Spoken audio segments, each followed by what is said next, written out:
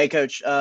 Just thoughts after that those two games. I know it's the first time y'all have dropped first two games since 1996, so something that just isn't real common around these parts.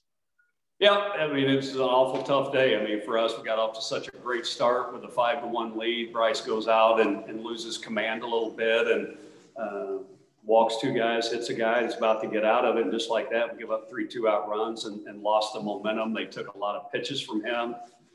Had to go to the bullpen, and Xavier's bullpen flat out pitched our bullpen to the tune of 6-1. And that was the true difference in the game. For us, they free base runners and our inability to get off the field. We gave up 6 2-out runs. And again, we had some shots from an offensive standpoint, but we had no response once they grabbed the momentum. We were 0 for our last 10 with runners in scoring position in that first game. And quick turnaround in game 2. Both of our pitchers did an outstanding job and gave us a shot, but we were not able to get anything going from an offensive standpoint. And for us, we have a great collection of players. We had an awful tough day. Give Xavier an awful lot of credit. They played better than we did today. But for us, it's about finding the 9 that play best together, and we're going to do that. And the sun's going to come up tomorrow, and we've got an opportunity to respond at high noon. For Bryce Miller, I know you talked about command getting away from a little bit. How much of that is moving into that starter role and getting off the fastball, which y'all kind of started with, and kind of mixing in the off-speed stuff second time around in the lineup? Bryce has done an amazing job all fall and all of January in his preparation to start for us, and he has not shown any signs of that, and I would expect him not to show those signs again moving forward. He'll have the opportunity to start next weekend. He's been too good for the last 8 months not to get that opportunity. I can assure you that. And then you talked about the bullpen, but Mason Ornalis might have been the brightest spot of the pitching staff in these two games. What you saw from him tonight?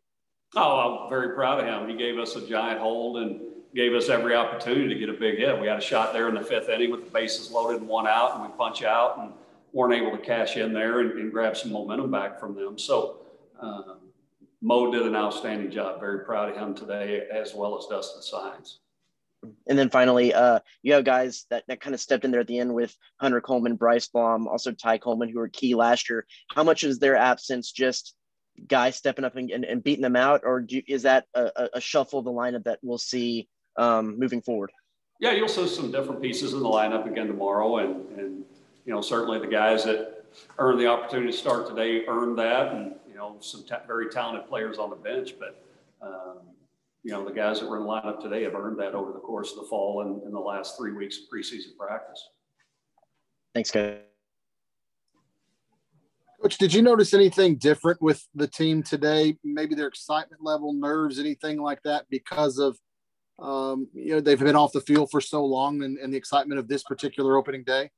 Well, certainly everyone was excited. Both teams were excited, and both teams were prepared to play. And for us, we got off to an amazing start. And once Xavier punched back, we had no response the rest of the day. I felt like we were on our heels. And, but again, we had some bright spots along the way, especially the 2 pitchers in game 2. I was very proud of them. I mean, to give up 2 runs and to get a loss for it was a tough deal. But, we've got a lot of great pieces offensively, defensively, and on the mound as well. And we're going to play a lot better tomorrow. I can promise you that.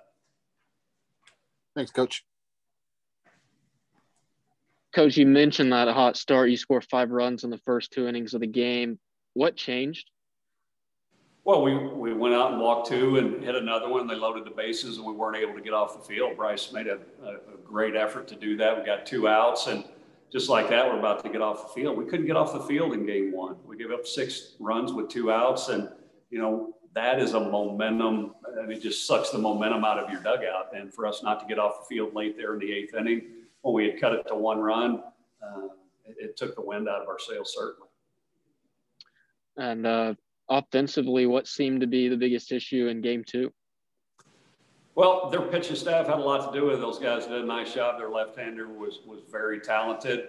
But for us, I just seemed like there was a lot of guys trying to do it one swing at the bat rather than do it together. And it felt like later in the game, well, I guess we did load the bases there in the 5th. We just didn't put a ball in play and had a shot there late. A couple of different times, we just couldn't get a big hit.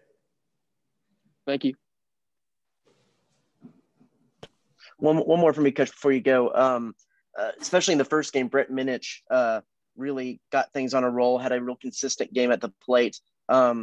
What did you like about him that kind of earned him that start in that first game, and what he was able to do in that first game as well? Well, I was proud of Brett. I mean, he came ready to play and played with aggression and played with confidence and came off the bench and put a good swing on it late for us in game 2. And, you know, he's a good player. And, you know, first time out, I was very proud of his aggression and the way that he played. Thanks. All righty, we're good. Thanks again. Thank you, guys.